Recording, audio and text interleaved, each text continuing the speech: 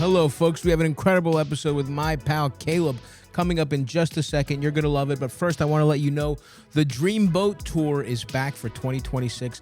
If we didn't come to your city last year, we're coming this year.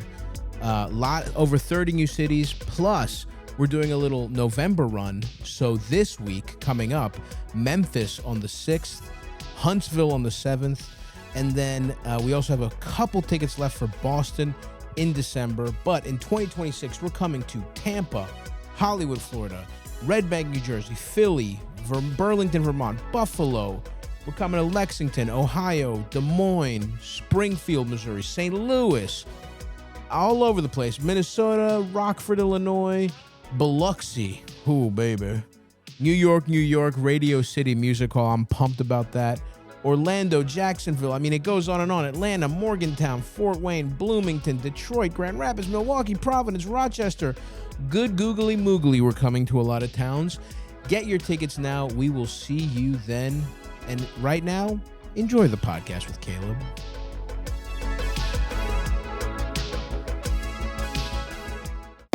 Opa! Welcome everybody to Stavvy's World. 904-800-STOP. Call in. We'll solve your problems. Returning to the show, our good friend Caleb Hearon. How you doing, buddy? Yeah, give him the cheers, Elvis. Give him the cheers. Hey, dude, how's it going? Good, man. It's not early, but it's the first thing I'm doing today. Yeah. So it feels like it's 7 a.m. in my head. I want to tell the listeners it almost couldn't be later in the day. It's 11:20.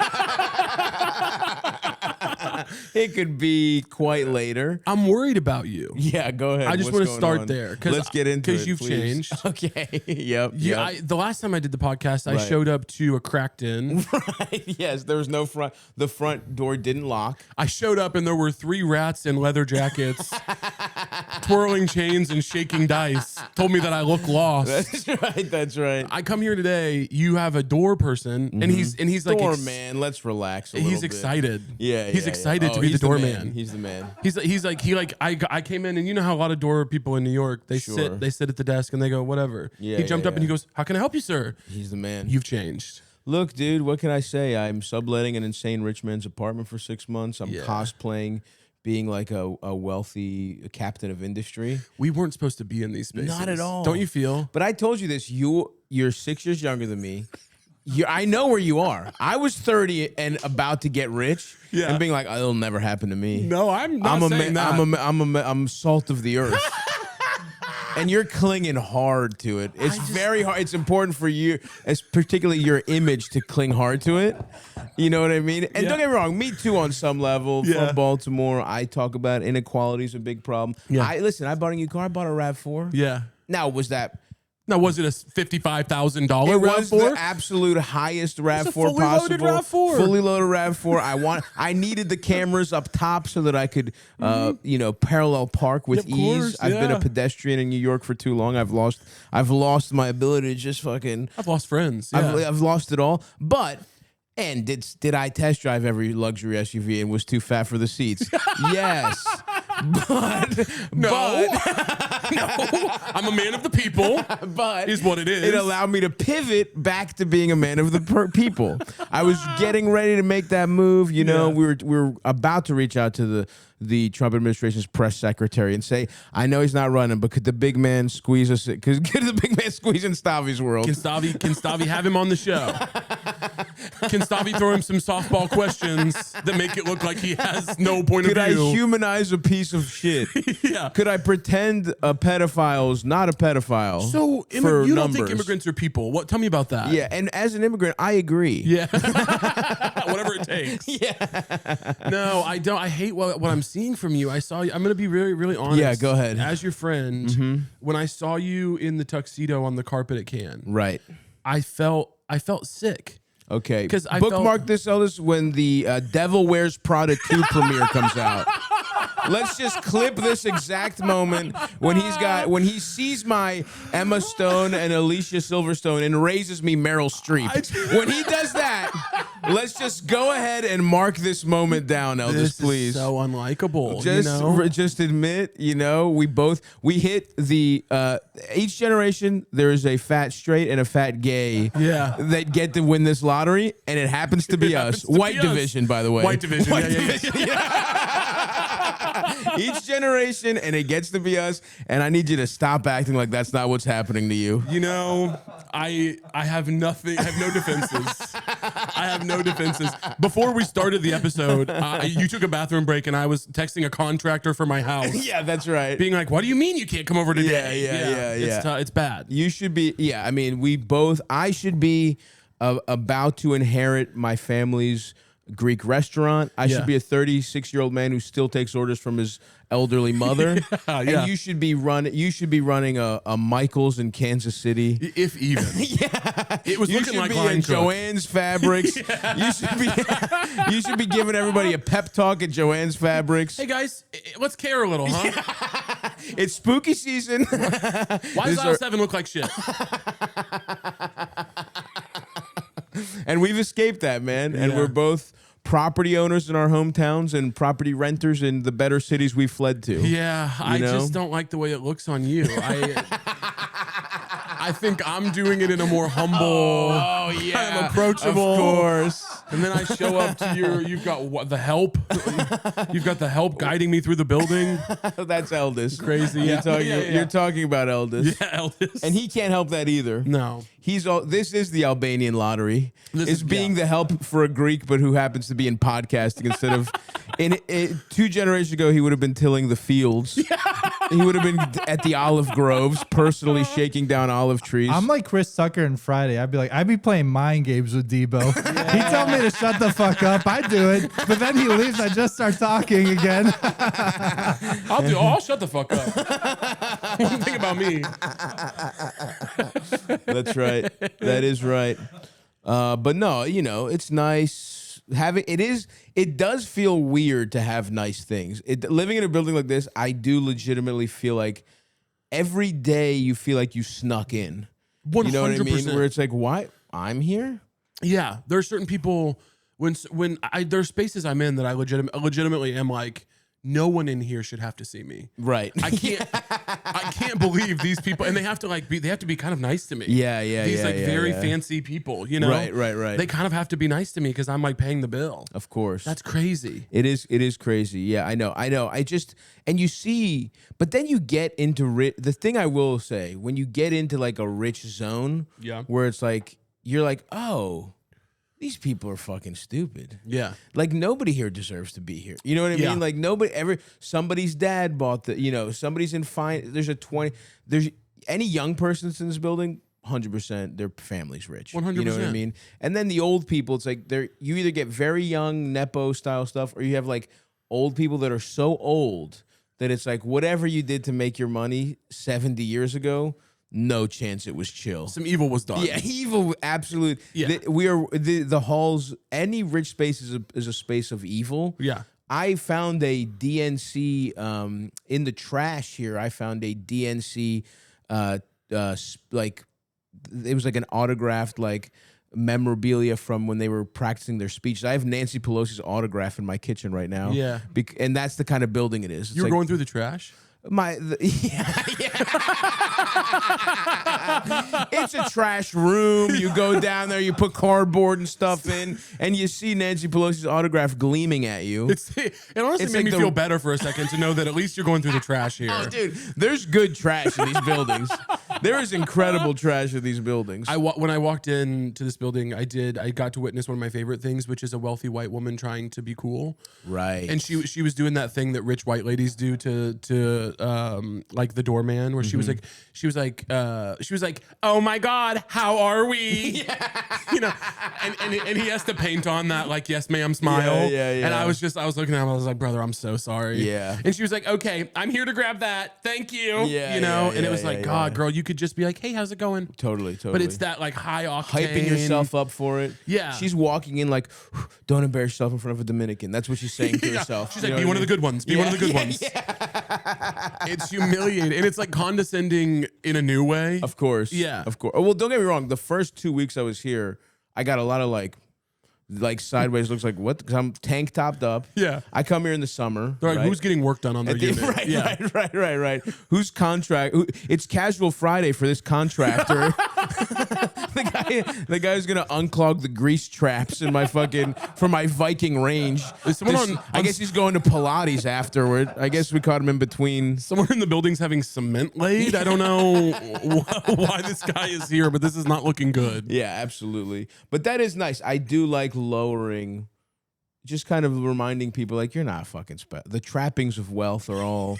It's all fake. I got in here. Any one of us could accidentally be like you. Absolutely. Yeah, I had the first time I ever experienced this was I had a real insecurity that when I was in college, I went to Missouri State and I got this internship in New York that was like mostly Ivy League kids. Yeah. They hired like 5 or 10 state school and community college kids, like as I think they like had to. Sure, as a joke. Yeah. As a dinner for schmucks scenario. Truly dinner for schmucks. Dinner for state school kids. Yeah. And I was so nervous coming in because I was like, oh my God, all these kids go to look, he's Harvard. wearing his nice American Eagle cardigan. That's what he thinks is dressing up. The way I had a nice American Eagle cardigan kills me. He's wearing a shirt that with the tie they came in a plastic box together. They match it up for you so you don't have to guess. He shops for his shirts at the end of the aisle at Macy's. He's wearing a turquoise button down with a black and turquoise checkered tie and a pocket square.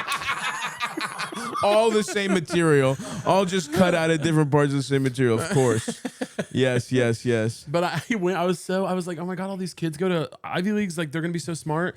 I'm not kidding. Day one, I talked to like 5 of them, and I had a different kind of panic attack because I was like, oh, everything I thought about the world is wrong. These people are not smarter than me. 100%. They're not special. They just wound up at this better place. Yeah. And now I'm like scraping, trying to get something that they get so easily. Of course, yeah. Just because they got into this expensive school. It's an afterthought for them even. Yeah. They're like, oh, I guess I'll do the internship. The thing you were trying Desperate. You pulled every favor, everything you could possibly do. And they're just like, should I go to like tennis academy in Barcelona, or should I have this internship that some kid from Kansas City would kill his family to get? I would, when I was in undergrad trying to find internships, because I was like, this is the only way I'm going to get out of here. Yeah, right. I would go and find people who worked for the company on LinkedIn. I had a fully loaded LinkedIn profile, and I would DM them and be like, hi, I know this is a little unusual, but I'm applying for this internship at your company. I'd love to like Zoom with you to get your. I was insane. Smart. I was insane. A little. Yeah, I love that. There was one woman I remember at this nonprofit I really wanted to work at that was like a cool nonprofit at the time.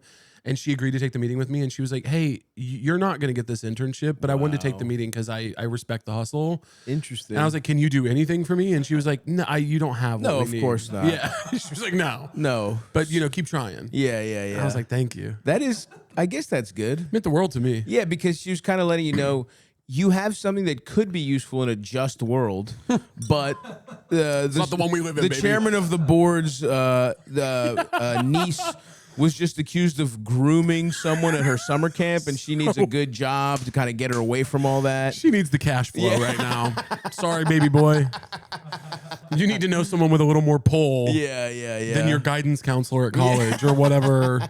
And what were you studying? What were these internships in? I was studying sociopolitical communication. Okay. The internships were like pretty much anything that I could get to New York and get paid. Gotcha. I was only applying for paid internships in New York, or even if it wasn't paid, I had to have housing or something. Of course. Because I was like, oh, if they gave me housing, I could like save up enough money in the semester to like pay for my food and stuff. Right. That's another. I mean, that's one of the clearest Ponzi schemes and ways that wealth stays entrenched is like, oh, all the most prestigious internships, they're in the most expensive cities and they don't pay you anything. So it's like, who do you think's getting those in? Who can afford that? Who can afford that? You know what I mean? It's fucking insane. Yeah, who can afford to like slum it for a while and take risks? Yeah. But I was studying that, and internships, anything that I thought would like get me closer to a job. Yeah, and because at this point, you're not thinking about comedy entertainment, or you are? At this point, I'm wanting to, but I'm scared. I was scared. I was like, this was my thing of being like, and I did this right after college too, where I was like,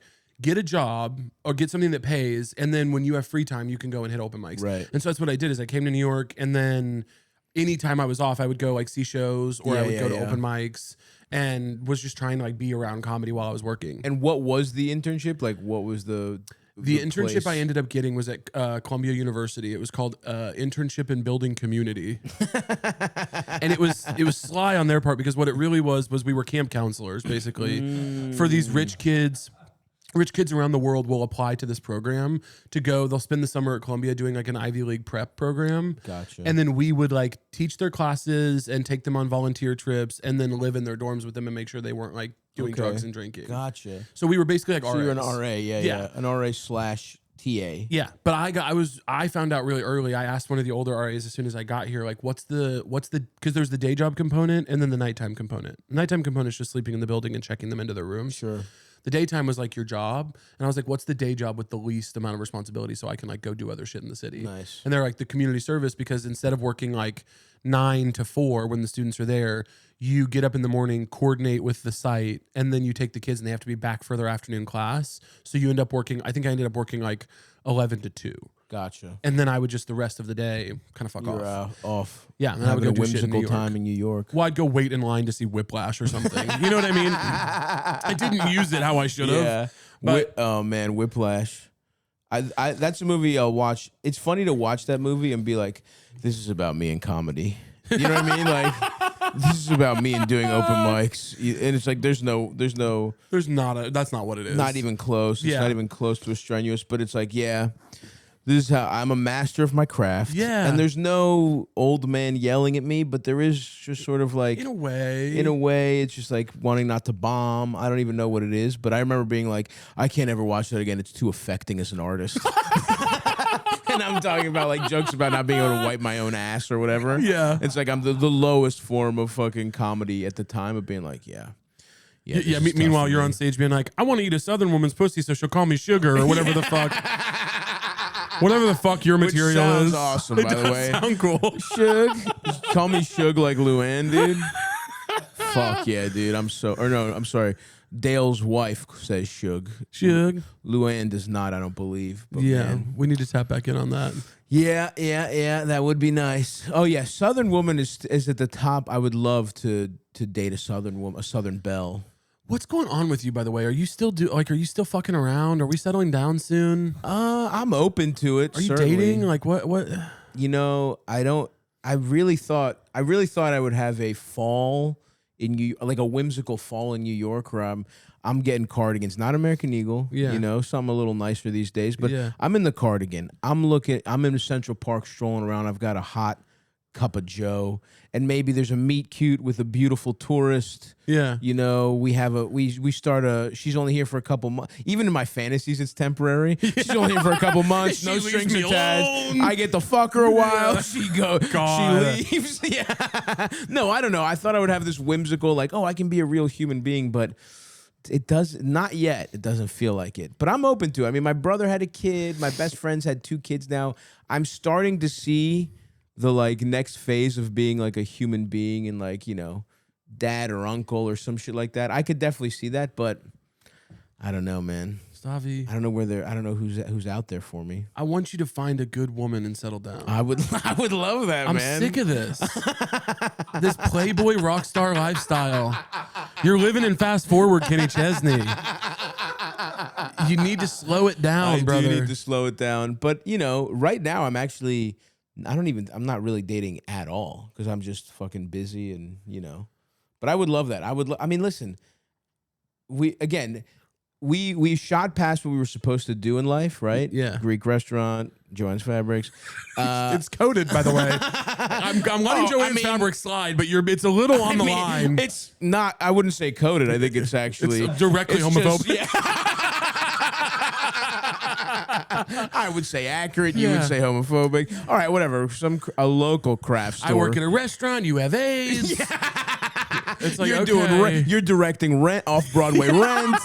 I don't know, something like that. Yeah. Didn't Mateo literally work at Joann Fabrics in high school? Well, that wouldn't surprise me a bit. 100%. And he had a girlfriend at the time.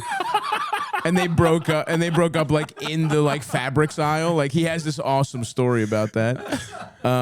He's like, well, I don't know what you want, and he walks away. Yeah. And by the way, you're coaching Pee Wee football on the side. Totally. You're Thank doing. you. That's all I asked. You're in the Midwest after all. You're still you. That's all I asked. But it's and maybe you're helping a local drama club. You're looking. You can't. I said maybe. If you have extra time, you let them get the fabric that you were gonna, that somebody ordered and they didn't want. So you're like, oh great, you guys can make. Yeah, you can make costumes for the Charlie Brown Christmas or whatever. The further it goes on, the more it's like kind of a life you want to live. I don't know. The kids respect you and they look up to you. They look up to you, and sure, you're not married, but they still see you as a pillar of the community. And they come over on holidays, and you don't have your own kids, but they're kind of like your kids. And sure, you don't have a lot, but you got plenty. You're poor in the bank, but you're rich in the soul. No, fully. That is actually. That does sound pretty good. What do you think you would? Because I actually do think I would run a restaurant. I mean, I am a Greek stereotype in that I think I would run a restaurant because I don't want a boss. Yeah. Like, I know that about myself. I mean, I would either run scams. I think I would be good at scams if I was poor. Yeah. If I put that mindset into doing minor crimes, I'd probably honestly be a scam artist that worked in local politics and had a restaurant.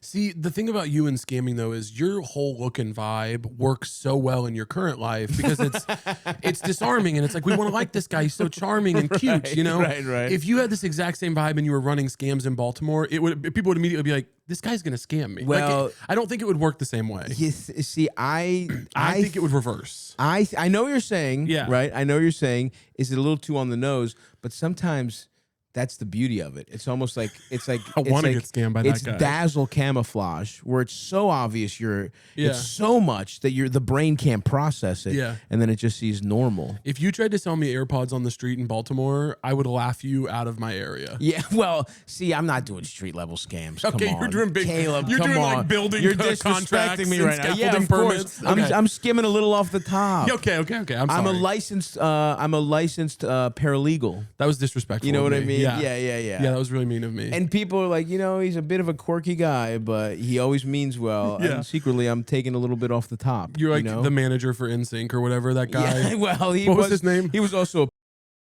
I don't know what your life is in this story, man. You went pretty hard on the drama club earlier. You talked about the drama club for a long time. And that was more me projecting, because I do think I would love to run a drama club, actually. No. The best times of my life were when I would, because I had those moments where in between being forced by, society's expectations of an alpha male, which is how I saw myself at the time. Yeah. I would, whenever they would let me do in middle school, I was in drama for like a year, and then I pretended it's because I wanted to play sports, but it's really because I didn't get the part of literally Charlie Brown King. And so I was literally just being like, instead of being like, how dare they not give me the part of Charlie Brown, I was like, you know what? I'm actually a fucking jock now. Yeah, I'm actually a sports I actually guy. fucking quit. I'm not playing fucking Linus, dude. I would do a great job. I would do a great job, obviously. If I gave them Linus, they would love what they got. Yeah. But I'm not doing Linus. No, there is definitely a part of me that's like, why didn't I just fucking lean in? Yeah. And know who the fuck I was from the beginning? I didn't do theater in any of school because I was like, it's the biggest tell. Oh, I was trying to stay in the closet, and I was like, you can't. Right. When you get on that stage, you're going to shine, baby. Yeah. You're going to dazzle. The light beam is going to come out of you. Yeah. You're going to start levitating. All the layers are going to come off, and you're going to be a star. And they're going to know. Better stick to student government in the Christian club or whatever. I got dethroned in Christian athletes. Oh, man. I was the president of Fellowship of Christian Athletes. Stavvy, they kicked me. They voted me out. Why? Because I wouldn't stop cussing at basketball games. Oh, you were too fired up. I was like, I care. Mm-hmm. We would go to the basketball games, and I'd be like, this is bullshit. And they'd be like, Caleb. Caleb, stop. Yeah, I got kicked out. How much of the rest of that club do you think was in the closet? Like, because that's like a 2-for-1. I'm Christian and I like sports. Yeah, you know what I mean. Well, that's how it is in rural Missouri. It's like Fellowship of Christian Athletes. Do you know what Meet Me at the Pole is? Mm-mm. Do you know what Meet Me at the Pole is?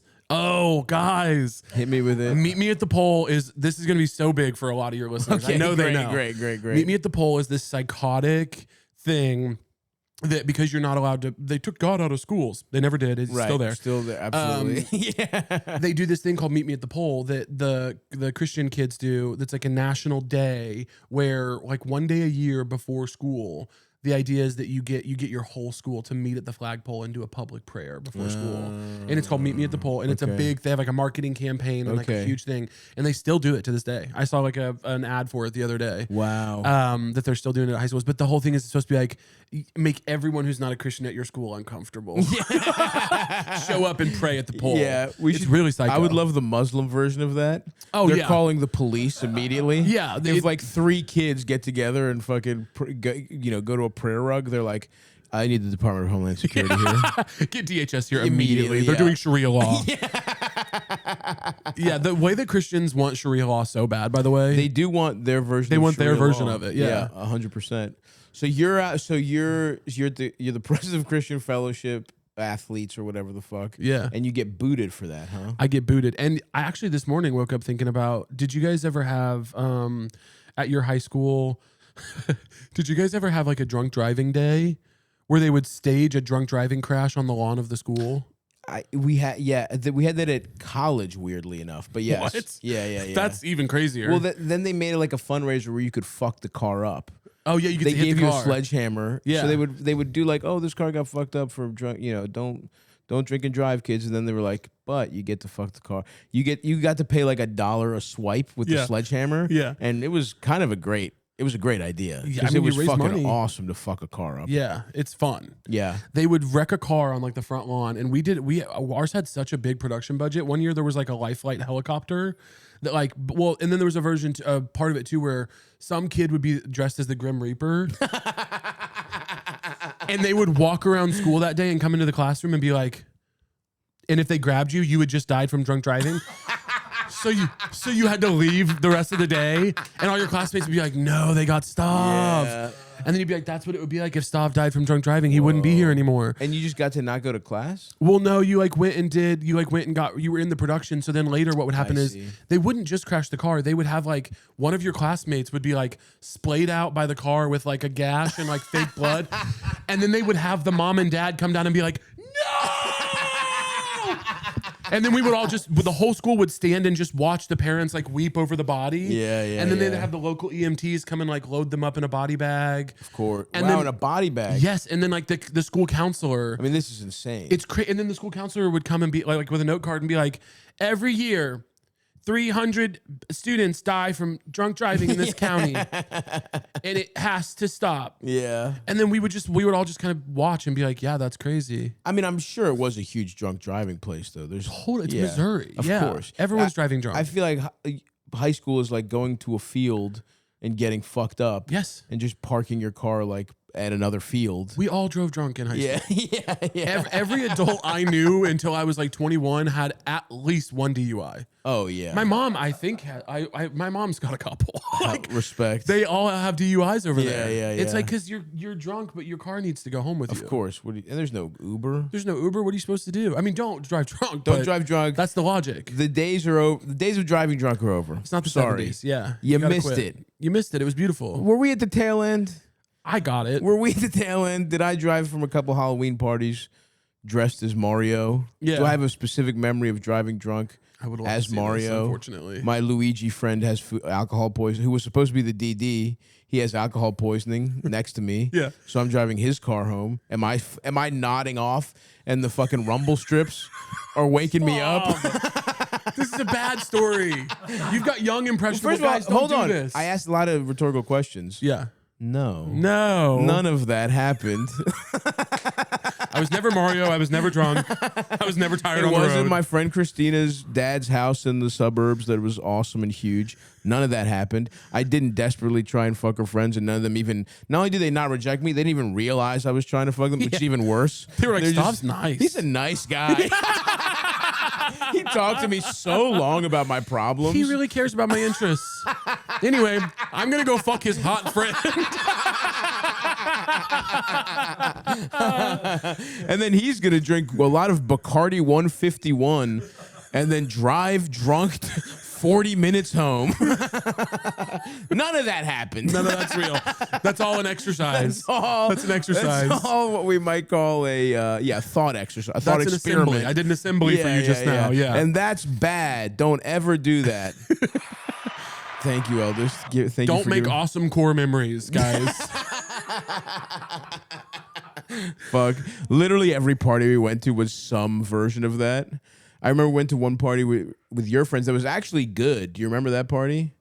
Oh, was that at that big house in That the huge middle house? of Baltimore County? Yeah. We were trading alcohol for weed.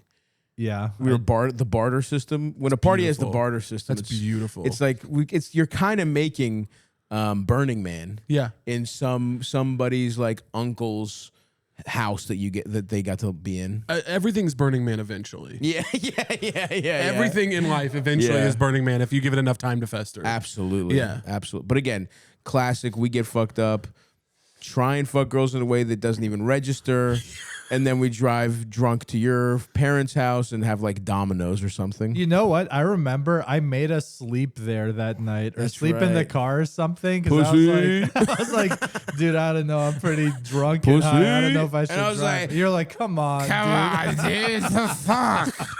Let's fucking go. So I was like, I can drive. I have ice cream at your mom's freezer I want to eat, dude.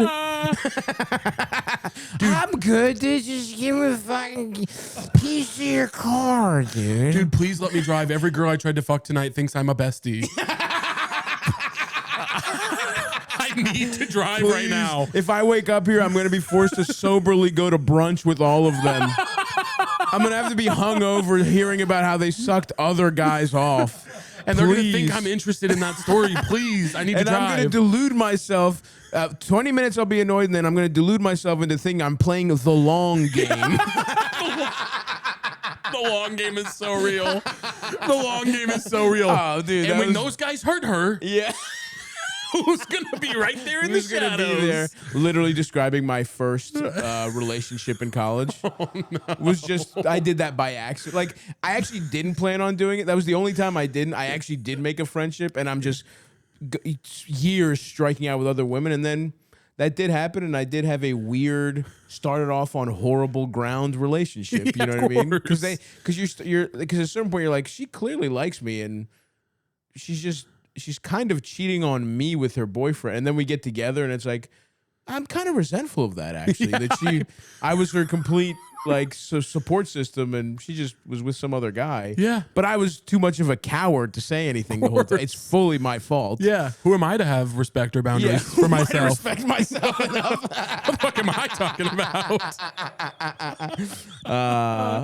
Youth is so beautiful. It is. Yeah. I miss it. Yeah. My best days are behind me. No. Oh, I miss being 17 in Missouri. Oh, God, it was good.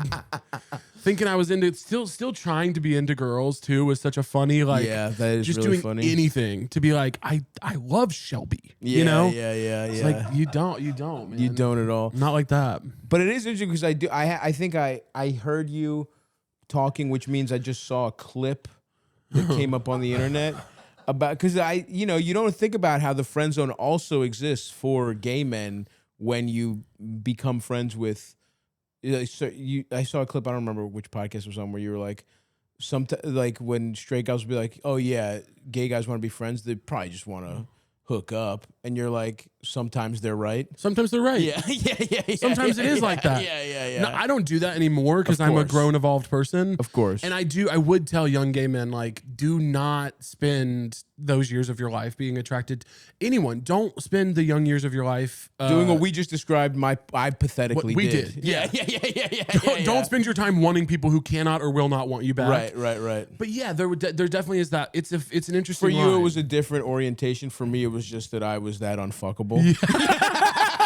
You're like, they cannot and do not want you back.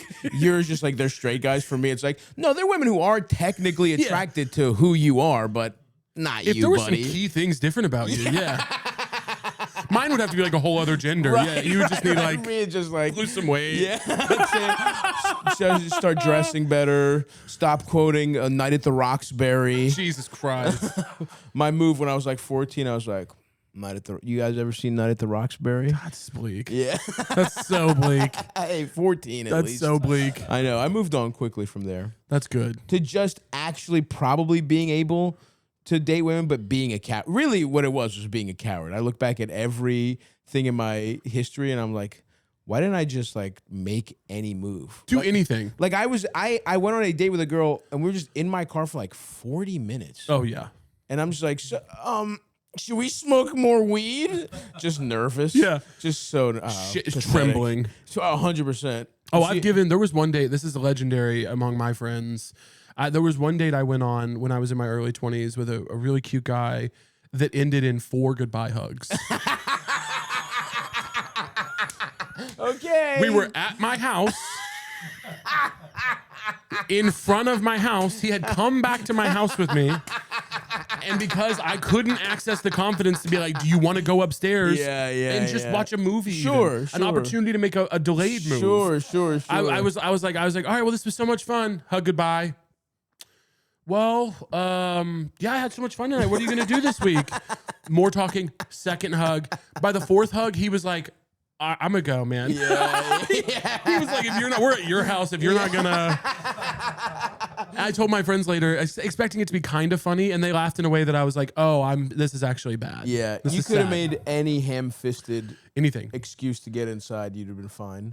I mean, I literally could have just done like what I do now, which is just when it gets to a point that you're like something needs to be said, you just go like, we should go inside and have sex, right? like even that would have been better than yeah. 4 hugs is crazy. My weirdest, most pathetic one that actually worked was want to come back and have some fruit salad. And the girl laughed at me, and I could tell it was on the precipice of not working. But I guess her life was bad at the time, and she was like, fruit salad. I mean, yeah, I will. She was like, fuck, man. Yeah. You better eat my shit crazy style if I'm going for the fruit salad line. I did have fruit salad, and I wanted some. That's what was going on. In my head, I was like, I'm kind of excited to have... Those mangoes looked good. It was a tropical. In her head, she's like, "That's the worst line I've ever heard." But I did shave, so yeah, I'll come back for some fruit salad. What the fuck? Beautiful stuff.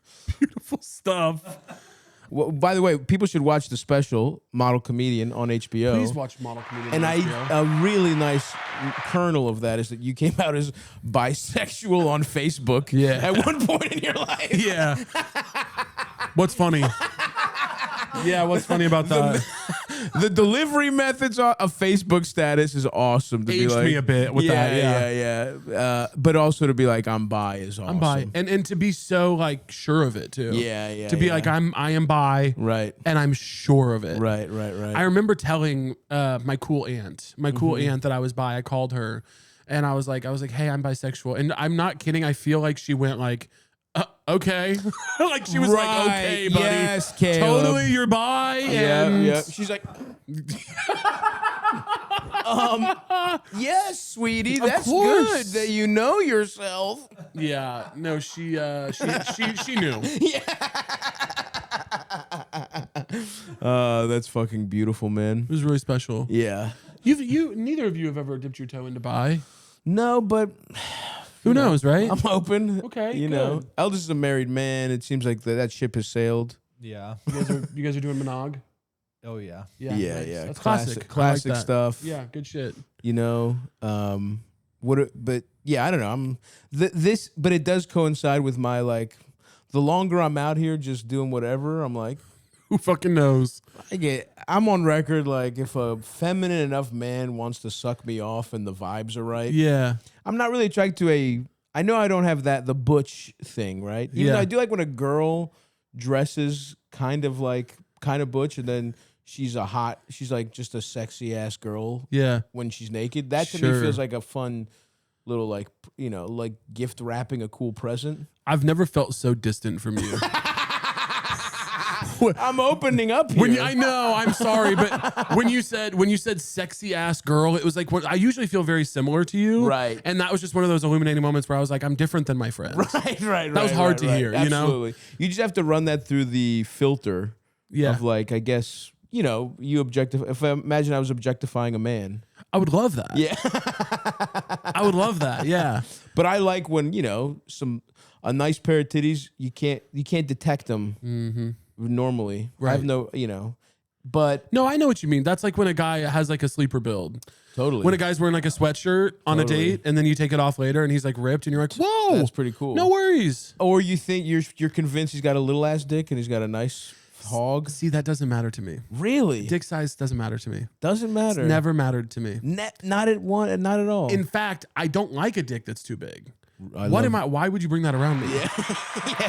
Now we're talking. No, now we're finding This some is the common solidarity. ground. Now we're finding some common ground. No, like bringing a big dick to me, it really does feel like is like bringing me like a chore list. Sure. I'm like, what? So what? I'm gonna have to help you get that off? How? It's too much. Absolutely. So I do get annoyed. I get annoyed by a really big dick, but dick size has never mattered to me. I get annoyed by a really big dick as well. I'm not kidding. Like rolling your eyes, being like, for real. here we go. I have really been taking a guy's pants off while we're hooking up and noticed that his dick is huge and been like, I'm gonna blow your huge dick and have a horrible night. It does seem like more of a to-do. It's a job. Yeah. When a guy has a nice medium-sized dick and I take off the pants, I go, thank you, brother. Yeah. Thank you. Yeah. Even a small dick, I'm like, rock on. right. Now That's nice. There is a floor to that, though, right? Not for me. Not for you. No, I love it. I love all dicks. Sure. But a small dick is easy. Yeah. I go, no worries. Yeah. I'll get that little guy off. Sure. Yeah, but a big, huge dick, I'm like, it starts to affect my next day. Of course. Then I'm like, now my throat hurts. Jaws off. Yeah, I'm like, ugh. Fuck. You need to go get some gua sha done. Yeah. You know, rebalance you. Especially Eldest. I know Eldest thinks he would if you were gay, you would want a huge dick. I don't know. Yeah. I just knew it. I knew Eldest would be a size queen. I'd like a decent. I'll say like this. I'd like a decent, normal to decently like bigger dick, but there is a floor, and I don't need like a monster either. You know, just completely hypothetically, you're just trashing guys with, and you have a small dick, by the way. I know this, right? Not small. Just hypothetically, you're like, some dicks would be too small for me. You're a straight man in a monogamous marriage, and you're still taking time. I love that about Eldest. He really has this. There's an alternate universe where he thinks really highly of himself. Well, he's a fucking artist. Yeah.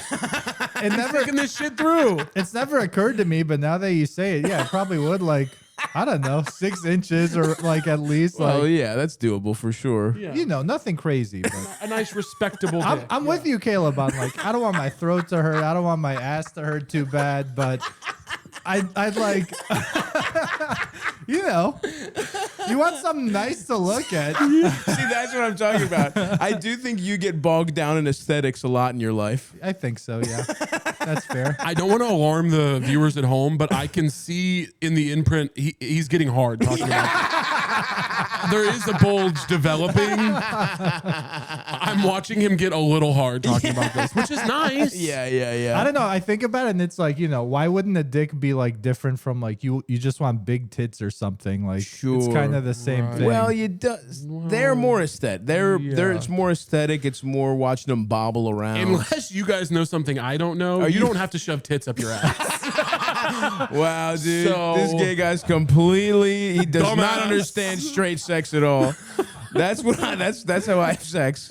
I put huge tits up my ass. Yeah. hey, baby. I'd like to take those things home and, well, you know what I'd like to do with them. Oh, fuck, dude. I just knew it. I could sense Elvis was going to have that opinion. We've just known each other too long, and I knew exactly how he was going to What about you, Hotshot? You don't want a big dick? What the fuck? I think I would be a normal-ass dick guy. Yeah. If it lines up with pussy, I guess I'd like it smaller. Yeah. I guess. Or is it I don't the think flip that's side? what's lining up with pussy, by the way. Yeah. If we're doing comparisons, there's a pretty clear analog.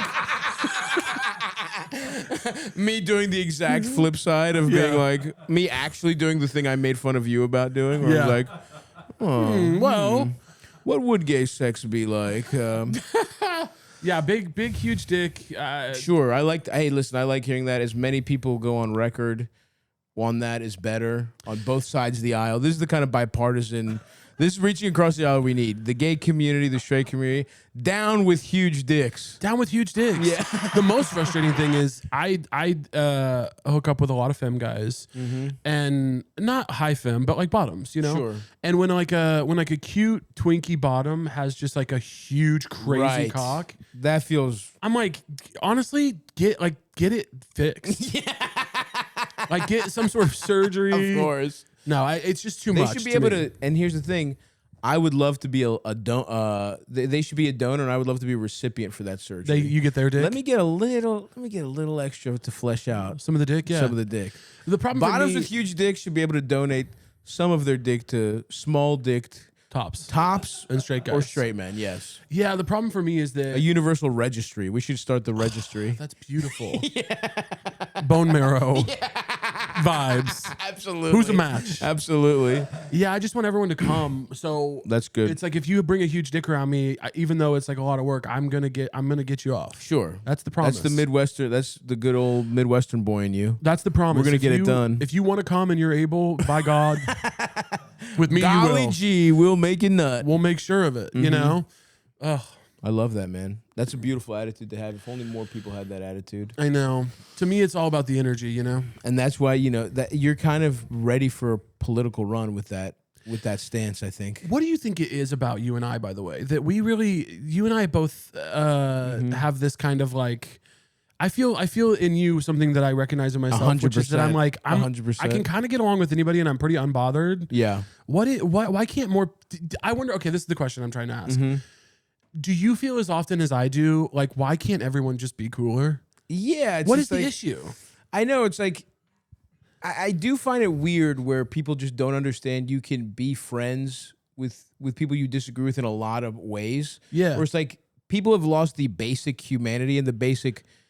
I think it's because we're very hanging out focused guys. Yeah. Now both of us are working a little too much for our tastes, and we gotta get that. But stop doing that a little bit. But I think if you really nail down to what a perfect couple, like a week looks like, you're not really doing much. Some dinners. It's dinners. Some coffee. Some strolls. Biking around. A little bike, a city bike. Absolutely. And I think it's because we value hanging out. And it's such a basic human need that what you want socially is just vibes based. Yeah. It is not, we're not going through we're not finding things to argue about. We're just whoever's around and whoever's a chill bloke. Yeah. You know what I mean? You're in the mix. We'll get you in the mix. And I do think if people focus on hanging out more, people focus on just like chill community, making the hang better.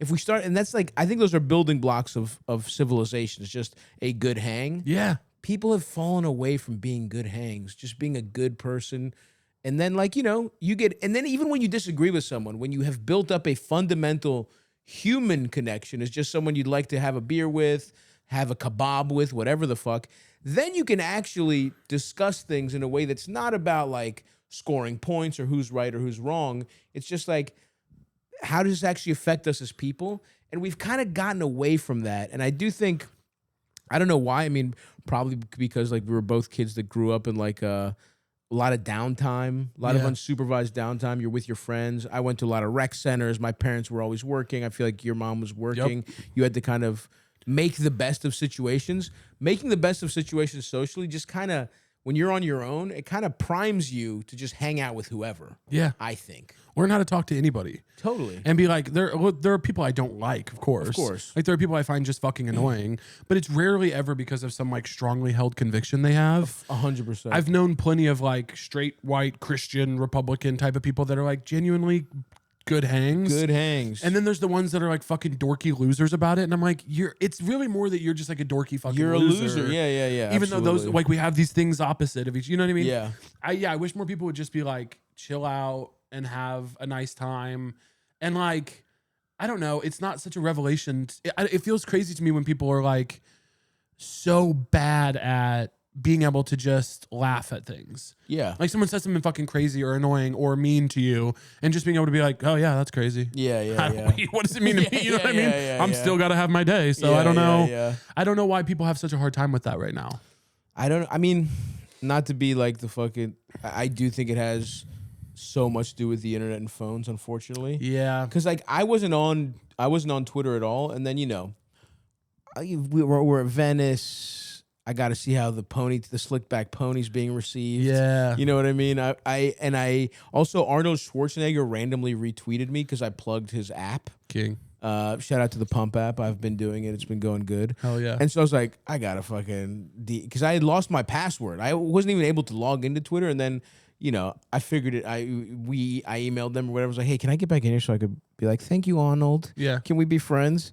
And so I have noticed that it's like, it's just everything you see on there sucks dick, dude. Oh, I got off. It's crazy. I deleted my whole ass account. And if people are on, and it's even started to be like, even on Instagram, it started to kind of get like, you see some wild shit now. When that used to be more like puppies, meals, and fake big fat titties. Yeah. The holy trinity as far as I'm concerned. Yeah. Kind of the three things I'm really interested in is like cute, wholesome stuff, delicious stuff, and big ass honkers, right? You know, right. I'm hanging in there. How's that distance? I'm feeling far. You can at least intellectually understand where I'm coming from here. What about you liking tits? Huge tits on my IG page. Aesthetically, I think they're beautiful. Thank you. I think breasts are beautiful. That's all I'm looking for. But yeah, I wouldn't want to do anything with them, of course. Right, of course. You know, and that's your right. That's your right as an American. Yeah. But can I tell you, actually, last time I did your podcast, I think I was telling you about the movie I want to do, Fat Camp. Yeah. I thought of another one for us. Okay. This is a two-hander for us. Okay. Okay. And it's kind of based on just very loose details I know about your life. Okay. What if tragedy strike, you know, you're off in the big city, you're the good boy that's done good, right? Yeah. I'm your brother who stayed back hometown. Yeah. I'm a real, you know, piece of shit, whatever. Yeah. Like kind of who I would have been if I had stayed in Baltimore. Yeah. I'm like doing scams. Maybe I am the low-level street scammer that you were thinking of. Maybe I thought of immediately, yeah. Exactly. Yeah. And I haven't and we have to go on some kind of caper. And, you know, we're both descendant from hoarders. Yeah. Right? Maybe we find like a treasure map in like or something in a relative's. We're going through their stuff, so you know our grandma passed away, whatever. Yeah, and we find something where we have to go on a journey together to retrieve her like lost treasures or whatever. Okay, how does that sound to you? I'm gonna be 100% honest with you. Mm-hmm. It felt like a different movie once the treasure map entered. That felt different to me. We don't need the treasure map, but I just thought it would be a fun. It can be, look, do we want to do a classic indie dramedy where you come back to the small town and even though we don't you know, we're different guys, but we could do that. But why not get a treasure map involved? Yeah, I understand what you're saying. Yeah. Why not make a caper out of this is what I'm saying. Has there ever been a movie with two fat guy leads? we could be the first, dude. Like I'm trying to think, is there No, something? for real. It's kind of insane to say that, but I don't think so. Not even like a major indie, I don't think. This isn't that, but you know what? This is what Hollywood. If Hollywood has any sense at all, they'll give you and I a bunch of money to remake the Blues Brothers. They weren't both fat enough at the time. No, but it doesn't matter. I as the Blues Brothers would hit. But this is what I'm saying. It's kind of a similar road trip movie. Yeah. I don't know. I'm just saying. What did you look up that you're laughing so hard? I just see the AI overview. It says there are few movies with two main actors who are heavy set. Some movies have a comedic fat guy, skinny guy duo. No. That won't be us. Just that first heavy set sentence got me pretty. Yeah, good. you're a simpleton who loves AI, who gets delighted by AI. I forgot. I keep forgetting that about you. Oh, my AI friend just said something silly. Forgive my chuckle. I've just You guys keep going. I'm gonna look at some videos of a cat businessman cheating on his cat wife and their baby. Their baby drowning. And I'm gonna ask Stavvy later what you get paid. By the way, it's obviously coming up in my mind. How much is this guy getting to behave like this in the corner? Sick. How much this piece of shit makes. People with real jobs would throw up if they heard. They heard what Eldest takes home. Yeah, it's not good. You and I need to lock in 2026. Absolutely. We need to make a movie. I'm telling you, dude. I like the framework of I'm the piece of shit older brother. Yeah. That we have to reconcile and do. Look, does it have to be a treasure map? I think that's fun. Also, is it funnier if you're the straight lace guy and I'm the piece of shit? True. Is there inherent comedy in that? True. Of course. Yeah. Do we run a bank together? Yeah. Are we heisting? Who knows? Sure. Actually, heist I like. You and I in a heist. Heist I like. Get a couple other comics we like in there. Make it into a heist. Yeah. Kind of an Ocean's 300. Yeah. An Ocean's 375. It's just what's a high blood pressure Ocean's rating? type 2. Yeah. Ocean's 180, 140 over 58 or whatever. I don't know blood pressure enough to make this joke, but do it at home, folks. Don't worry about it. I gave you the template. I'd say you'll know the numbers in the next couple of years. Much to the chagrin of my loved ones, I am not exactly sure what high blood pressure is. Don't worry, those numbers are going to come into focus very soon. I'm sure I imagine. I can figure that out by logging on to my chart. A quick visit to a patient first will let me know what high blood pressure numbers are. Eldest, is it time for us to do a little advice with our friend Caleb here? Oh yeah, let's jump in here. Hell yeah. What do you got for us? You got some good ones? Okay. Could it be a little lower, Eldest? Eldest, do me a favor. Make sure it's completely unhearable. Awesome. Every time there's a new problem that it's inconceivable that we have. You just lost track of volume this episode. Is this better? Let's see. No. Almost worse. It's probably just coming from your fucking laptop, dumbass. Jesus Christ. Call him that. Yes, it's obvious I can. that that's what's going on. Yes, I can. Hence the overpay. That's what I'm paying for. I'm not not quality, just someone I can abuse. Well, that's obvious. Watching the light and camera setup was pretty. No, I can't wait for the tell all about you. All right, let's see. Yo, what's up, Stav? There you go, buddy.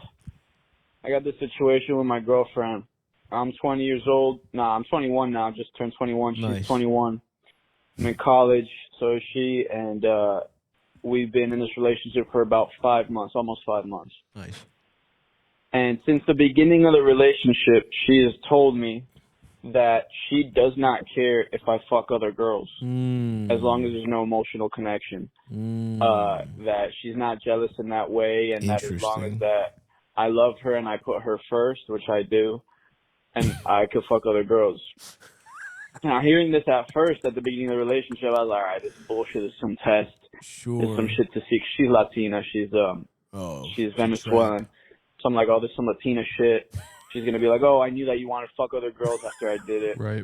But 5 months into the relationship, we talk about it more, and I genuinely believe her. Like, okay, she's just not jealous in that type of way. Well, in fact, I just found out that it's kind of like a kink for her. There it like is. she confessed to me the other day that if I'm fucking another girl, she wouldn't mind like being in the room to watch, and then after I fuck another girl, I would fuck her. Oh man, out of like awesome. I don't know, like I don't know why, but She's it's kind of like a kink for her. So she generally doesn't mind if I fuck other girls, and she understands that I'm not okay with her fucking other guys. Right. And she completely understands and respects that. That's just like a difference between our boundaries. Beautiful relationship. But she gets it, and I get it, but I haven't done it because I don't know what to do. Mm-hmm. Like, do I do it? I'm 21 years old. I don't know if this is some like later on relationship ruining ending awesome. shit.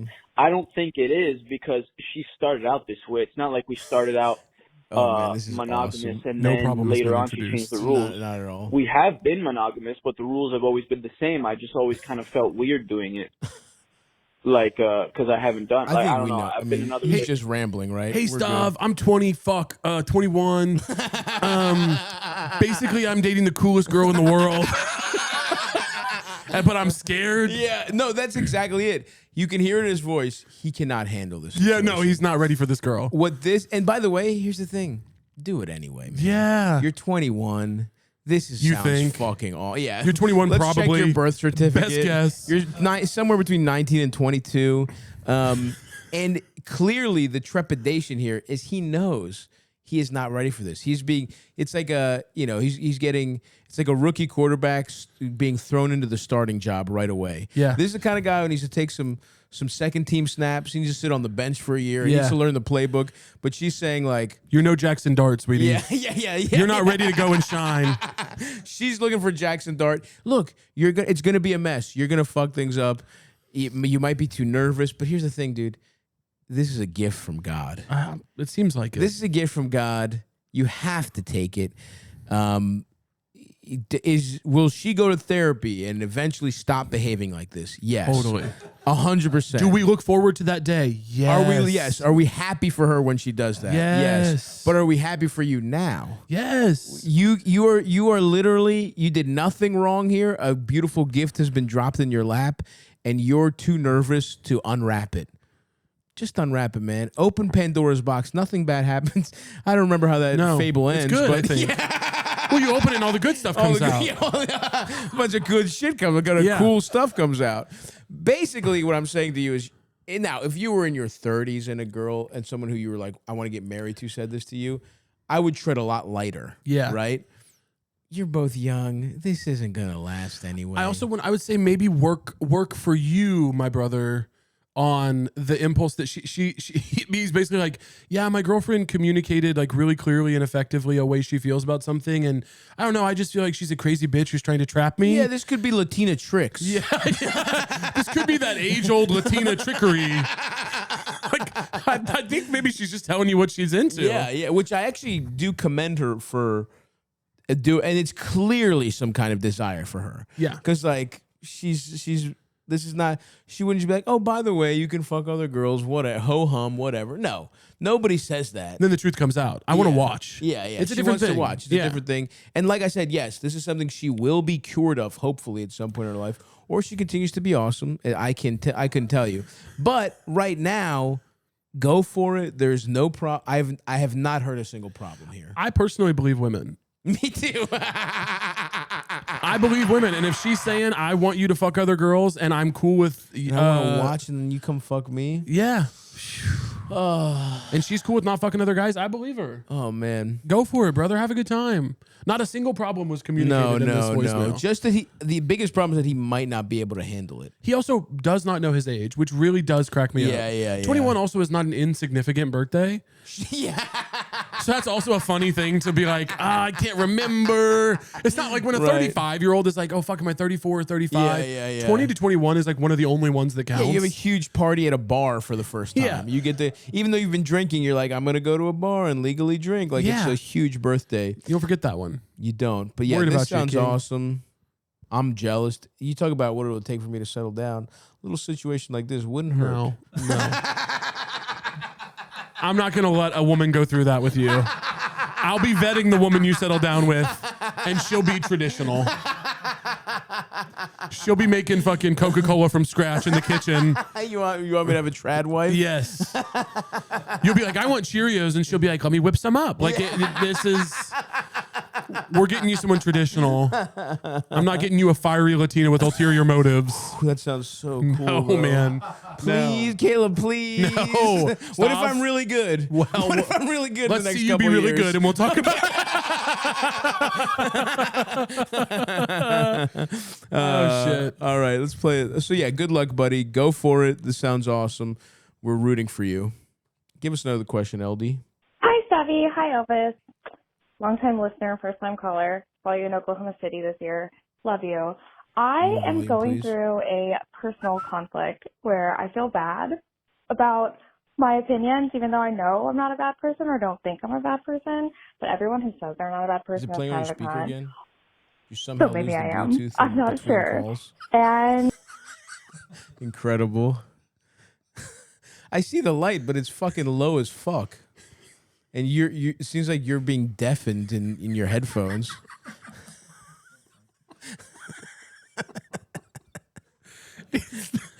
The amount of money this show makes. hi, Stavvy. Hi, Elvis. Long-time listener, first-time caller. Saw you in Oklahoma City this year. Love you. I am going through a personal conflict where I feel bad about my opinions, even though I know I'm not a bad person or don't think. Like, he fixed it, but if it happens again, he will have to try a bunch of knobs he's never touched before. Okay, she came to Oklahoma City. Keep going. About my opinions, even though I know I'm not a bad person or don't think I'm a bad person. Okay. But everyone who says they're not a bad person is kind of a con. Mm-hmm. So maybe I am. I'm not sure. And I am going through a divorce. My ex, years ago, found a pair of underwear, left them, asked him about them, let him convince me that they were mine, even though I knew better. But I was like, okay, I love him. Maybe I blacked out at a 2-for-5 sale. Target can get you sometimes. Then I found out that he was like heavily using other drugs on top of his opioid addiction.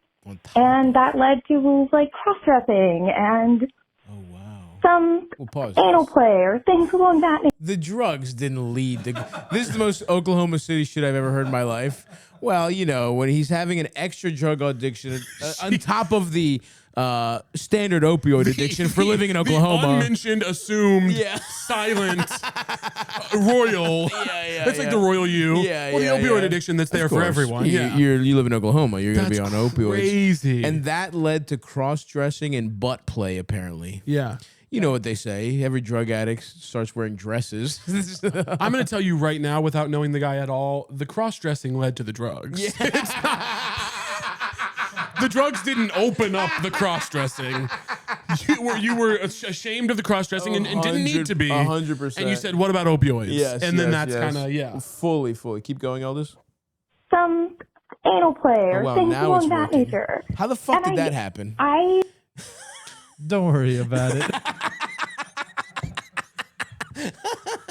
The people at home don't understand how much Elders is fucking up because you're not going to get the in-studio feed, but the audio has fluctuated more wildly. And these aren't our first episodes in this studio either. He's worked out the kinks, but...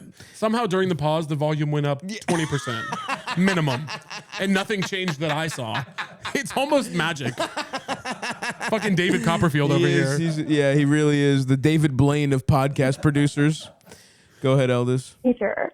And I accepted it, and I was like, okay, fine, I'll pay you. I was like the fairy godmother of butt shit, but I clearly did not care for it, and it was weird seeing a grown-ass man in a bra and panties that I didn't sign up for.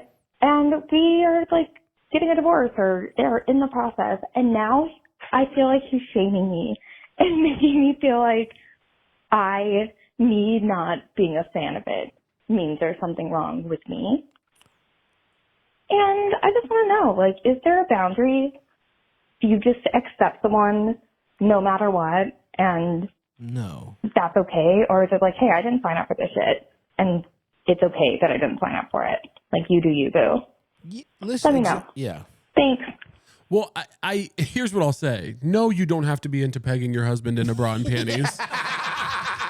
Of course not. Wow. Well. Red State Caleb rears his ugly head again. But I will say the venom in her voice when she said twice, I didn't sign up for this shit. It's like, oh, okay. He might have a point somewhere. Well, it's just, it's got to be tough for somebody who's like lying. It's tough because somebody's lying to themselves and you feel bad for them. But in that, the person that I always kind of give a pass to is the partner who's somehow like also in the dark completely. 100%. And thinks they have like married a completely different person. Yeah. So, and as long as, I agree with you, there was a little stank on that. Just a little bit of, I didn't sign up for it, but it's more, I think I excuse that as long as her overall stance is, hey, listen, go figure it out, do whatever you need to do. 100%. But you also kind of fucked my life up for like 7 years or whatever, however long it was to figure it out. And I think she also, got gaslit into, I mean, it is very funny to be like the panties it's like, it wasn't a different woman. It was his panties. No, you participated in a delusion. Yeah, this absolutely. woman participated. She goes, well, I just convinced myself sometimes Target runs. I'm no. You participated in the delusion. You wanted the relationship that you lied to yourself about. Of course. And of course, you don't have to be into pegging this guy. Totally. That's fine. Yes. But I will say the way she said it makes me think that there might be something we don't know. Well, don't you think it was like, I mean, depending on how long this relationship was. Yeah. It's like we say this also sometimes on the on the flip side when a guy has been gaslit by like a much hotter like crazy woman, where it's like, we don't want you to be a misogynist, but sometimes it's like chemotherapy where you need a little poison to get over a relationship, a little venom to get out of that venom one. to just so that you don't Venmo her $2,000 when she asks. Right. You know what I mean? Like, it's okay to just like to basically like lash out in a way that protects you. And as long as that's what she's doing, she's like, I don't want to get sucked back into this. I'm pissed off. As long as it's not, I will give her a couple months of like of ignorance. Yeah. Because this guy fucked her life up to a certain, like she thought she was getting. It's not as bad as getting cheated on, but it is like you were lied to about who you thought was your life partner. And you don't have to be into that. Yeah. Yeah, you're totally allowed to get a divorce. What I'm saying is I'll give her a little venom. You give her the venom. I'm going to ask some questions. I'd like to hear a voicemail from the guy personally. Sure. I wish we could hear from him. I would like to hear that too. Now, I want to hear a lot from him because I think this is fascinating. It is fascinating. I want to know about the opioid addiction. Me too. I want to know about the cross-dressing. Mm-hmm. I want to know.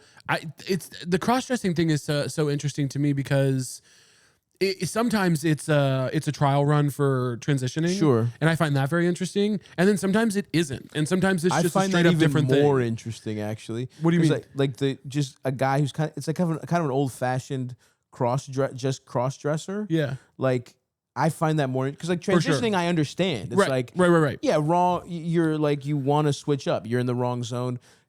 Guy's like, no, I'm a cis male who's also sometimes I like to fucking put on some tights and have my wife throw a J dildo up my ass. I put on Victoria's Secret and I get treated like a dirty little slut. And then I go back to the job site. I love that. Those guys are way more interesting to me on some level. Of course. Because it's like on the spectrum, the gradations to me are the more interesting ones. Of course. Because trans is almost like kind of old fashioned.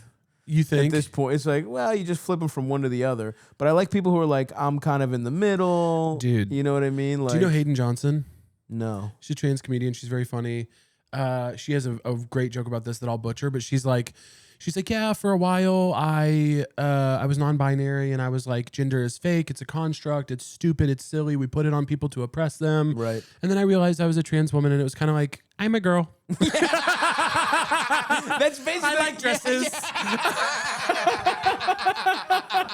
I know, that's kind of what I mean. Where it's so like, funny. Yeah, that's really funny. So fucking funny. Is she in New York? Where is she?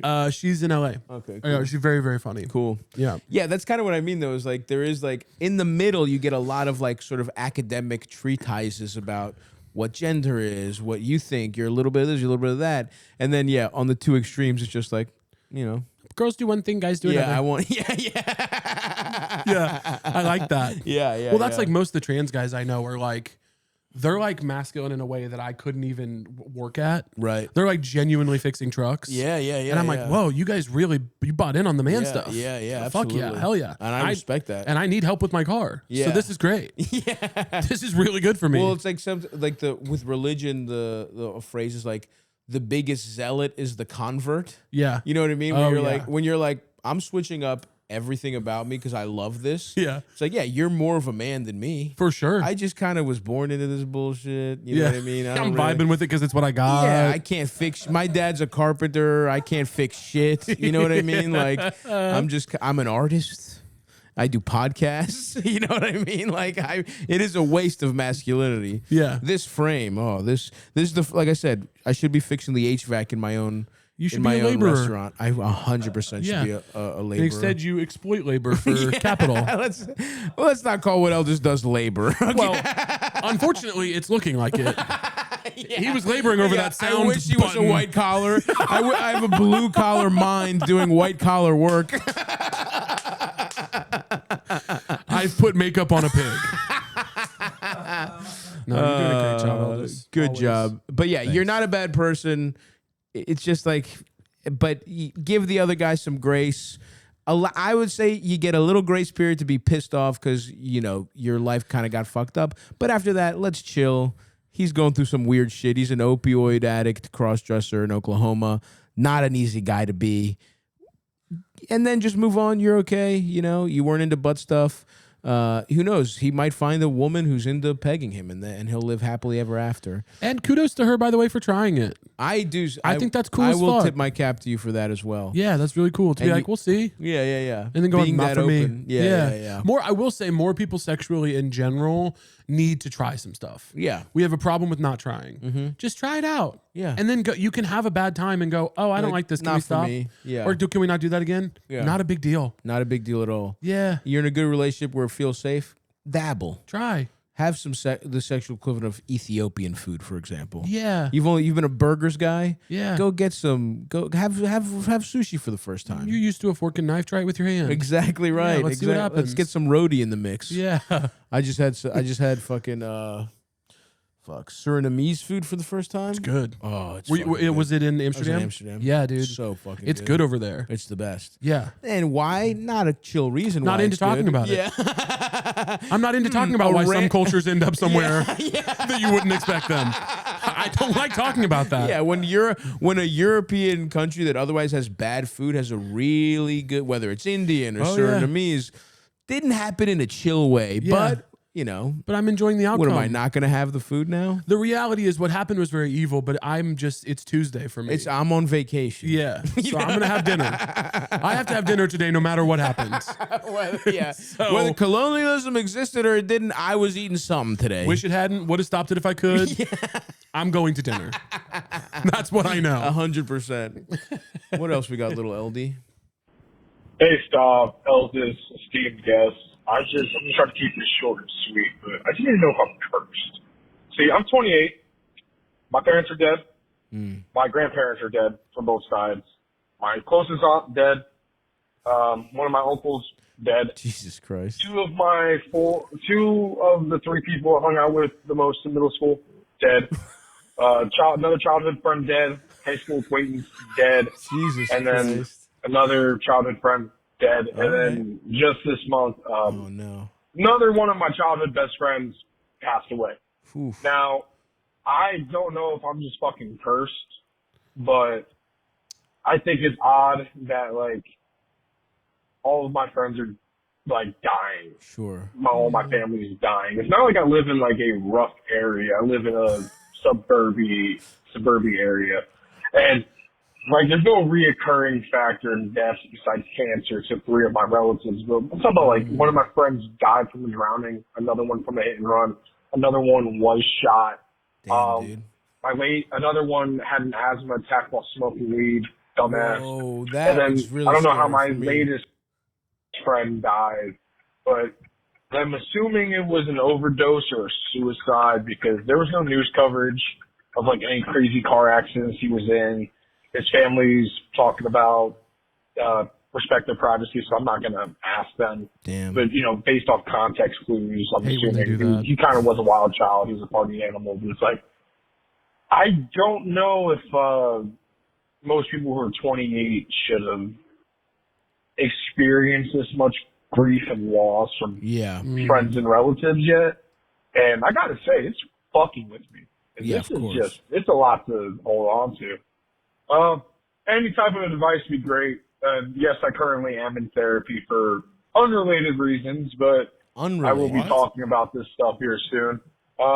Thanks for any advice or whatever you guys want to give. 11th hour crazy turn. I know. Because first, here's the I'm arc in of the therapy voicemail. for my kleptomania, but Yeah. The first part is only funny. I want to hug this guy so bad. I know it's tough. The first part's only funny because he's doing it like a joke. Yeah, He's like, deadpan. I'm 28 years old, mom, dad, dead, grandparents Everybody's dead, best dead. friend from high school dead. He even does he goes, and then last week, my other friend passed away. He changes it up on us. It was good. I guess my first piece of advice would be give back the jewelry from the elderly gypsy woman you took it from. Carry her up the hill like you promised you would. Stop shirking that responsibility. Jesus. Whatever cursed talisman you stole from an elderly member of the Roma community, return it post haste. I can't think of anything that would have caused this. I built a casino on some land that was... I guess it technically was a burial ground, but Jesus, man. I took out an infant's tomb to put in a below ground pool, but that shouldn't have done anything. I mean, it was an infant and it was dead. I don't know. Dude, this sucks. This is really tough. Yeah, I mean, I would say the first thing is that it seems crazy, but you are not cursed. You're right? not cursed. It's tough when something this insane happens but like that shit doesn't exist. And statistically, some people have awesome lives. I mean, like we said, we started this episode saying we hit a hilarious lottery. And some people have bad shit happens to you. Stop. I'm serious. Stop. I'm so sorry, but you going, hey man, when Cookie Crumbles is like, we're doing great. We're doing good. For you, it's not so hard. It's loss. It's unspeakable loss. But that is how the world works. That is how it what goes. do you want me to say? I don't think we're supposed to say it, but that is how the world goes. That's the truth. And unfortunately, it's like, I mean, look, one thing is that there is some things that are, like you said, cancer in your family. That's real, right? Yeah. That's genetic. And I would say go fucking make sure you're checked the fuck up to the gills, right? Yeah. Because that is the one thing that's not random. It's like genetic stuff. I mean, there's a reason this happens.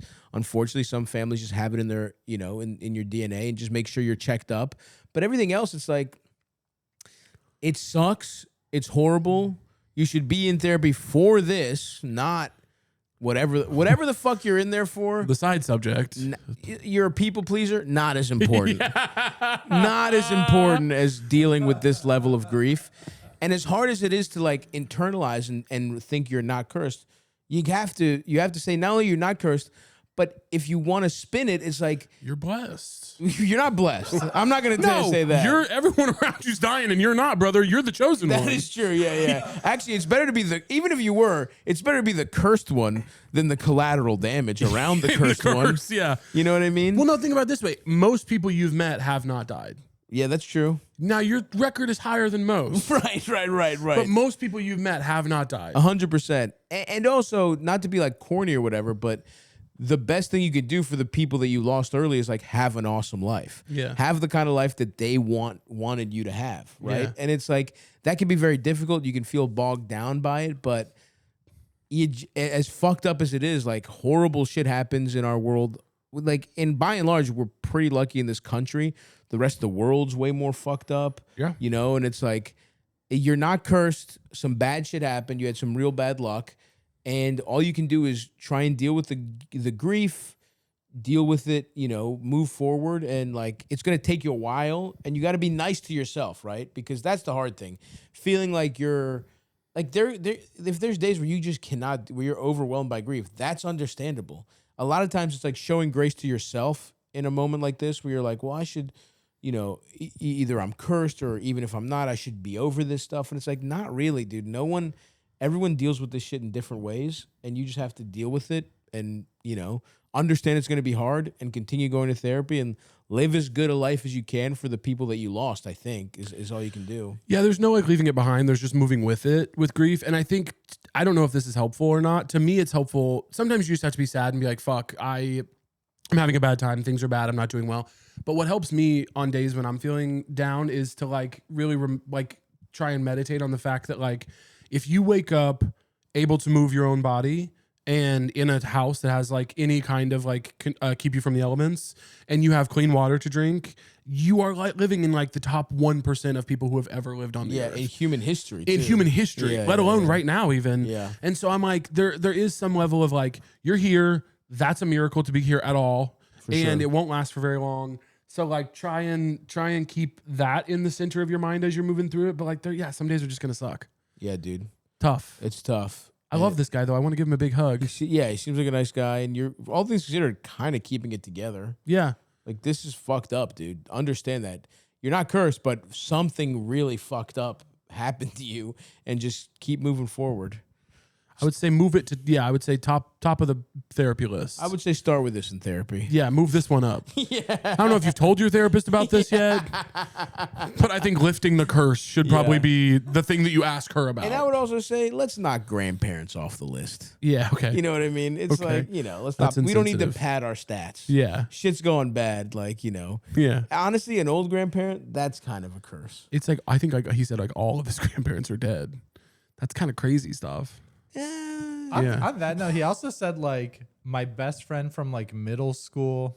It's like, did you remain close? Right. Are the deaths of your family really embellishing the importance of like your old classmate friend, whatever? It's like, let's not look like there's some fucked up shit that's happened to you, but it's like, let's not lump it in with grandparents and some guy you don't even fucking talk to. I will say the part that made me the most sad was when he said the family's asking for privacy. I hate when they do that. Yeah. Tell me what happened. Tell me.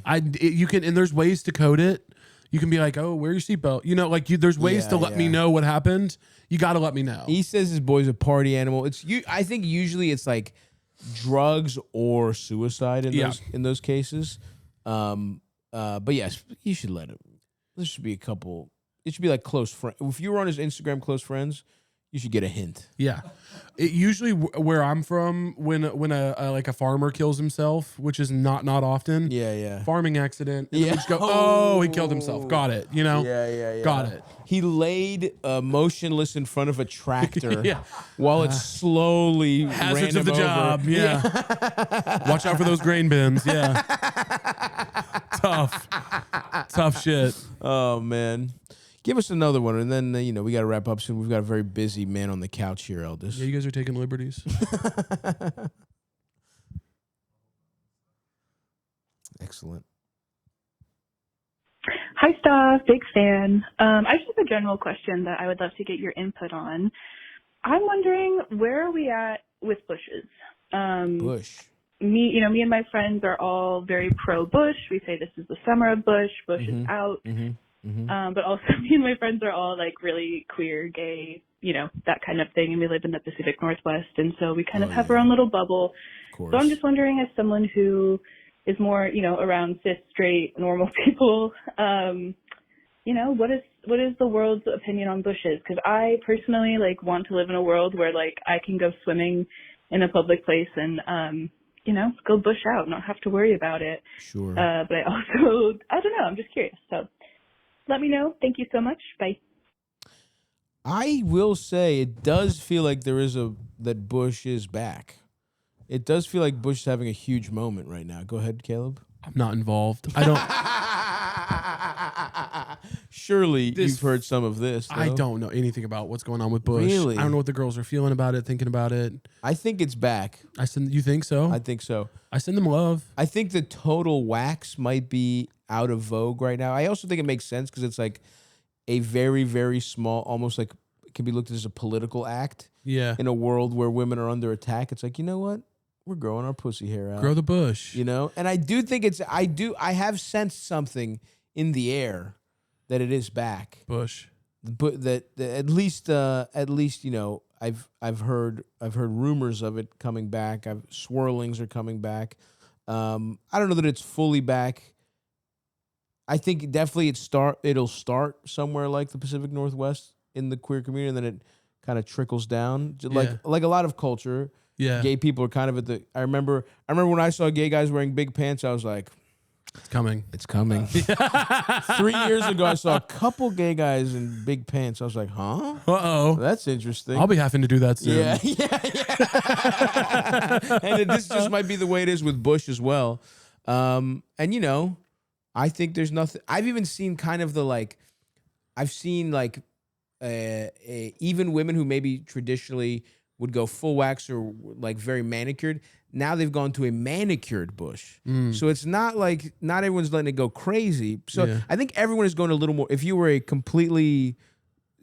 zero hair person, you're going to like manicured bush. If you're like, I'm a little up top, it's the bushometer is just kind of trending towards full bush, in my opinion. I've always found it weird when someone has a problem with pubic hair. Yeah. When someone's like, oh, I like it shaved. I'm like, that's weird to me. Totally. I don't like that. Yeah. If you have a completely particular way that you want you want somebody else's like genitals to look. Yeah. And they are against it and you insist, that's fucking weird. Strange. Yeah. I think really it's strange shit. Yeah. And I think in general, it's like, you know, I may just kind of keep it.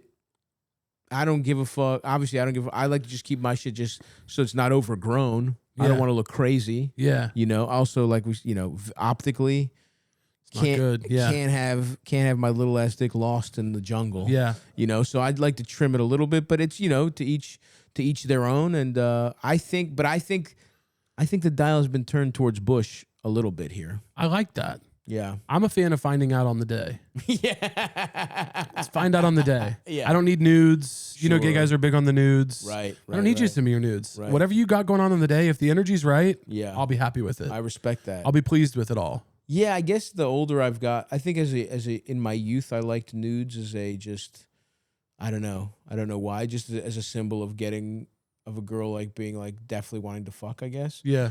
But I'm with you. Yeah. Surprise me on the day. I like to know on the day. Mm-hmm. Yeah, it's a little gift to unwrap for me. Yeah. I find out. Is there any, what are the what's going on in the gay community, bush-wise, gay male community? All the guys I'm fucking are having pubic hair. Nice. Yeah. And I'm liking it for them. Yeah. I'm having pubic hair. Sure. You know, I keep my stuff manicured. Got it. Will I take a Norelco one blade to my nuts every once in a while? Yeah, I will. And it's like an afternoon. Yeah.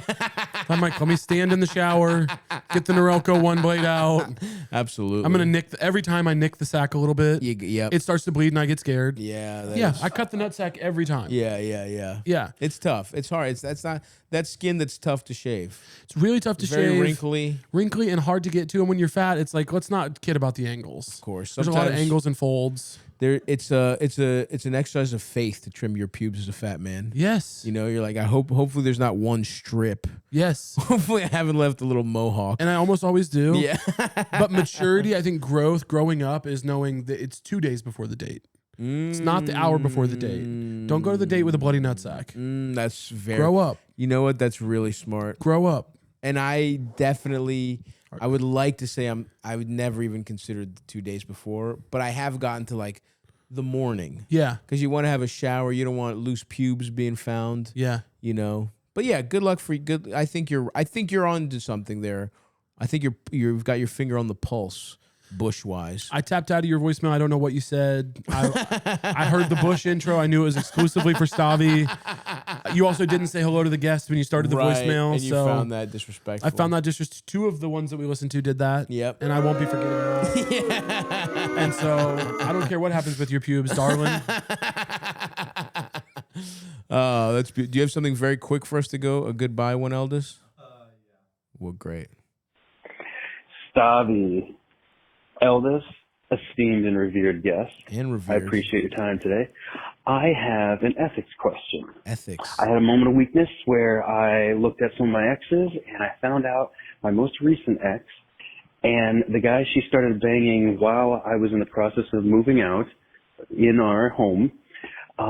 They got married and he is currently on trial for a hit and run felony. And after I got done laughing, I realized that he has a $4,000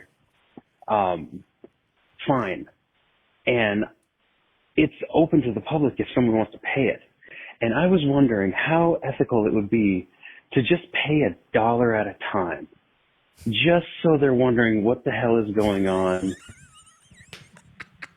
Just to fuck with them a little bit. I don't know. I don't contact these people, and I don't do anything like that. But I felt mischievous, and I was wondering what your ethical opinion on that might be. So thank you very much. I love y'all, and have a wonderful day. I mean, this is insane. You know that he has an open hit and run case? I think two things are true. Number one, you need to move on. Yeah. And number two, he already got his. Yeah. I know he like cucked you and there's some shame there. Right. He's going to prison for probably a long time. He hit and ran. Yeah, I mean, dude, I know the process this takes. Yeah. Right? You have to go to a website. You have to look the guy's legal name up.